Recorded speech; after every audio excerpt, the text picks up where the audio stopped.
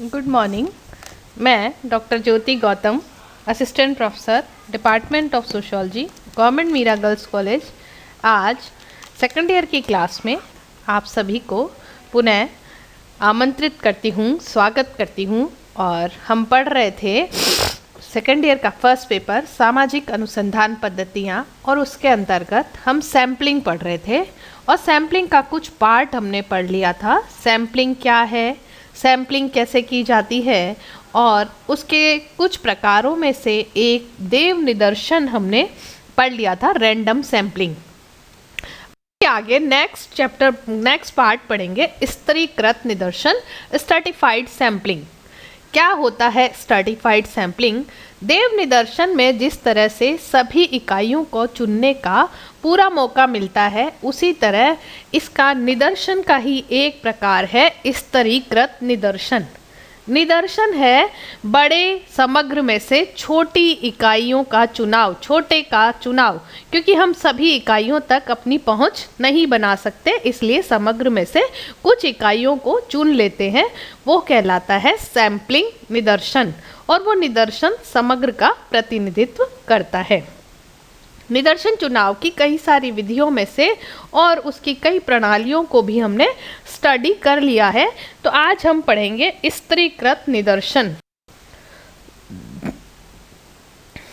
जब अध्ययनकर्ता अध्ययन से पूर्व ही यह तय कर लेता है कि निदर्शन में समग्र में पाई जाने वाली समस्त वर्गों का उचित प्रतिनिधित्व हो, तो स्तरीकृत निदर्शन का प्रयोग किया जाता है।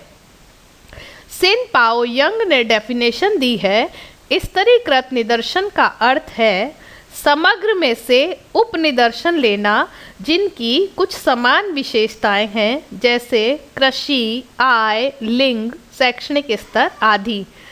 अर्थात जब हम निदर्शन में से भी उपनिदर्शन का चुनाव कर लेते हैं तो वो कहलाता है स्तरीकृत निदर्शन। इसमें किसी भी आधार पर तत्वों को बांट दिया जाता है, जैसे इनकम के आधार पे, सेक्स के आधार पे या शैक्षणिक स्तर आधार पर। स्तरीकृत निदर्शन को दो भागों में बांटा गया है, दो प्रकारों में बांटा गया है। एक है समानुपातिक स्तरीकृत निदर्शन एंड सेकंड है असमानुपातिक स्तरीकृत निदर्शन। जैसा कि स्तरीकृत निदर्शन से हम समझ में आ गया हमको कि इसमें समग्र की सारी विशेषताओं को देखते हुए इन विशेषताओं के आधार पर उपनिदर्शन बना लिया जाता है, कुछ वर्गों में विभाजित कर लिया जाता है और उन वर्गों में से निदर्शन का चुनाव किया जाता है।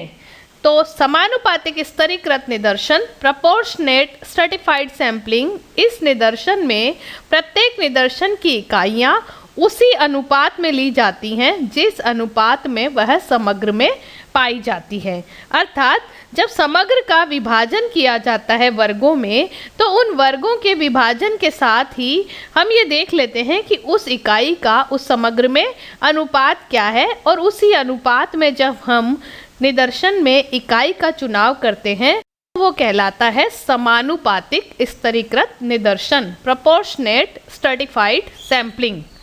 और इसका दूसरा प्रकार है असमानुपातिक स्तरीकृत निदर्शन, डिस्प्रपोर्शनेट स्ट्रैटिफाइड सैम्पलिंग। इस प्रकार के निदर्शन में प्रत्येक स्तरों पर समग्र के प्रतिनिधित्व का ध्यान नहीं रखा जाता, इसको नियंत्रित निदर्शन भी कहा जाता है। जैसा कि समानुपातिक निदर्शन में हमने समझा कि इसमें प्रत्येक स्तर पर सही अनुपात से इकाइयों का चुनाव किया जाता है। तो इसमें कुछ महत्वपूर्ण बिंदु यह हैं कि यह निदर्शन सूक्ष्मता की सीमा को बढ़ा देता है। इसमें जब समानुपातिक निदर्शन लिया जाता है तो इसमें बचत की संभावनाएं बहुत होती हैं। इसका प्रयोग सापेक्ष रूप से सरल होता है और स्तरों की संख्या जितनी अधिक होती है उतनी ही त्रुटि की संभावना भी कम हो जाती है। इसी तरह असमानुपातिक निदर्शन, इसमें प्रत्येक स्तर पर समग्र के प्रतिनिधित्व का ध्यान नहीं रखा जाता है। बल्कि जहोदा ने कहा है कि विभिन्न स्तरों में से इकाइयों का चुनाव अध्ययन के उद्देश्य पर निर्भर होकर करना चाहिए, तभी हम असमानुपातिक स्त्रीकृत निदर्शन का प्रयोग कर सकते हैं। इसके कुछ लाभ हैं। इसका अर्थ है कि इसमें विश्वसनीयता ज़्यादा होती है। निदर्शन की आकार की दृष्टि से सभी समान रूप से विश्वसनीय होते हैं। प्रत्येक स्तर के समान संख्या में इकाइयों का चुनाव किए जाने के कारण विभिन्न स्तरों की तुलना की जा सकती है और इस प्रकार के निदर्शन में भी बचत की संभावनाएं बहुत होती हैं, क्योंकि इसमें उत्तरदाता एक दूसरे से भौगोलिक सामीप्य की स्थिति में होते हैं, एक दूसरे के पास में होते हैं। तो इस प्रकार हमने समझा कि स्तरीकृत निदर्शन क्या है।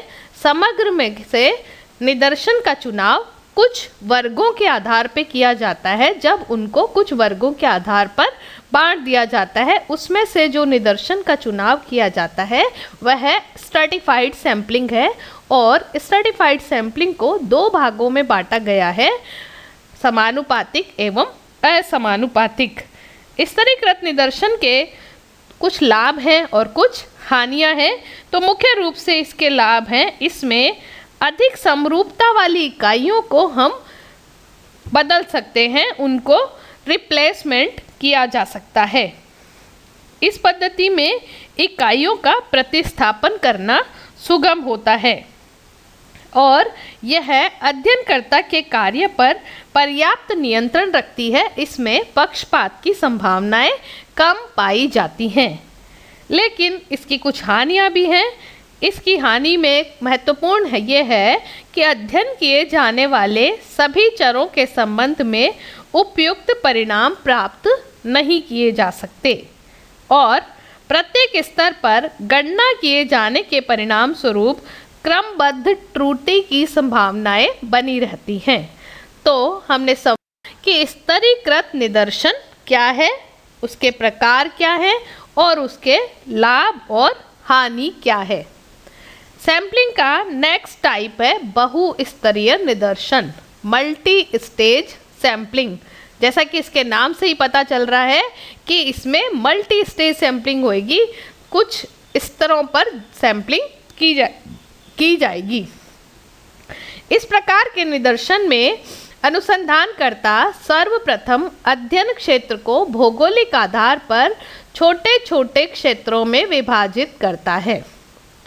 इन क्षेत्रों में इकाइयों की सूची का निर्माण करके निदर्शन का चयन करता है और इस पूरी प्रक्रिया में अनुसंधानकर्ता एक से अधिक स्तरों पर निदर्शन पद्धति का प्रयोग करता है, अतः इसे बहुस्तरीय निदर्शन कहा जाता है। अर्थात इसमें कई स्तरों पर निदर्शन का निर्माण किया जाता है। जैसे कि किसी नगर का अध्ययन करना है तो संपूर्ण नगर को कई छोटे छोटे क्षेत्रों में, वार्डों में बांटा जाता है। उसके पश्चात उन वार्डों में से कुछ गृह समूहों का चुनाव किया जाता है। प्रत्येक गृह समूह में से कुछ परिवारों का चुनाव देव निदर्शन के आधार पर किया जाता है और प्रत्येक परिवार में से एक व्यक्ति को अध्ययन के लिए चुना जा सकता है। तो यह है बहुस्तरीय निदर्शन।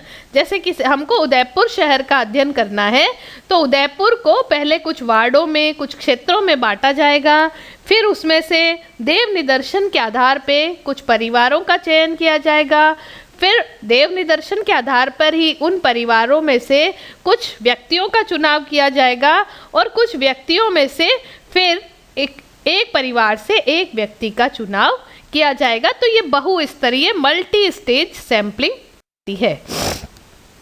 अगला है व्यवस्थित निदर्शन, सिस्टमैटिक सैंपलिंग। इस प्रकार के निदर्शन में समग्र में से नियमित अंतराल के बाद सदस्यों का चुनाव किया जाता है।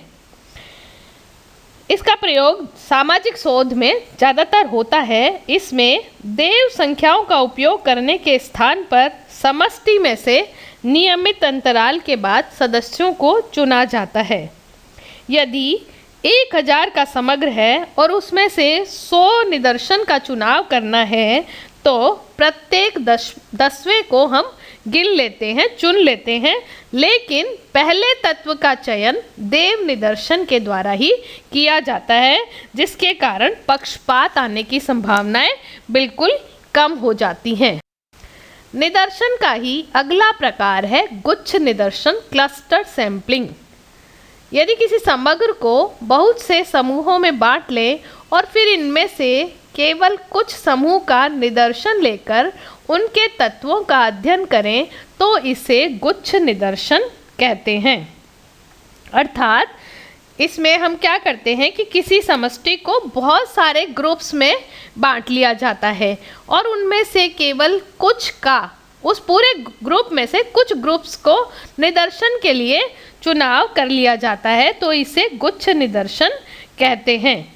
विस्तृत भौगोलिक क्षेत्र में फैले हुए समग्र का अध्ययन करने के लिए गुच्छ निदर्शन की सहायता ली जाती है।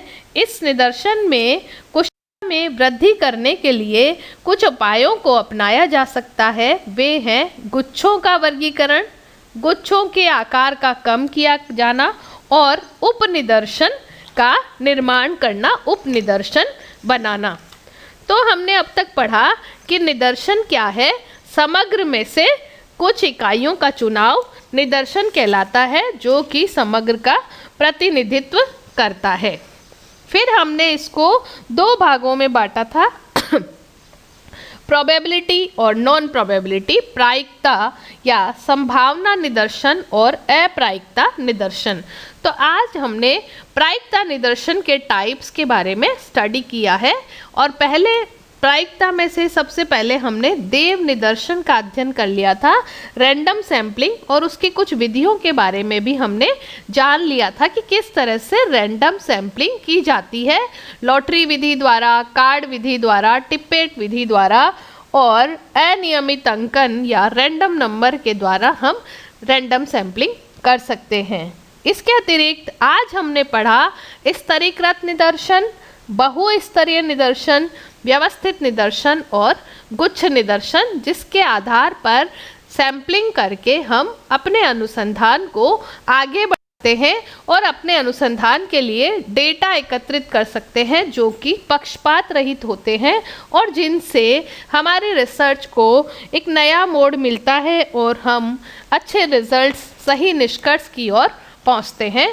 Thank you very much. और अगली क्लास में हम पढ़ेंगे अप्रायिकता निदर्शन, जो कि प्रायिकता के अपोजिट है। आपको समझ में आ रहा होगा।